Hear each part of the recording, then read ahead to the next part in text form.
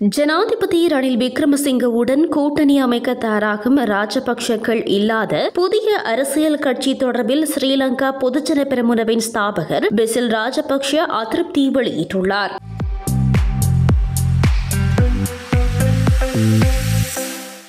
ரணில் விக்ரமசிங்கவுடனான விசேட சந்திப்பின் போதே இந்த விடயத்தை சுட்டிக்காட்டியுள்ளார்.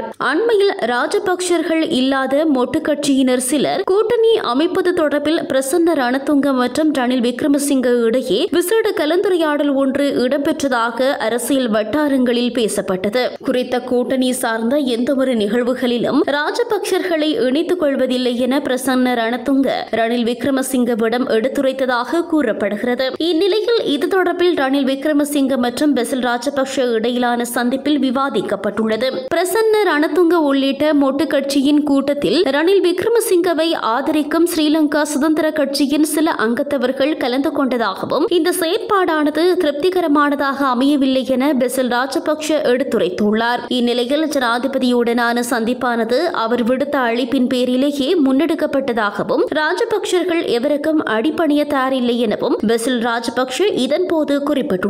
மேலும் மொட்டு கட்சியினரையோ வேறு கட்சியினரையோ இணைத்துக் கொள்வது ஜனாதிபதியின் தனிப்பட்ட அரசியல் முயற்சியாக இருந்தாலும் ராஜபக்சர்கள் இல்லாத எந்த ஒரு கூட்டணிக்கும் ஆதரவளிக்கப் போவதில்லை என பெசில் திட்டவட்டமாக தெரிவித்துள்ளார்.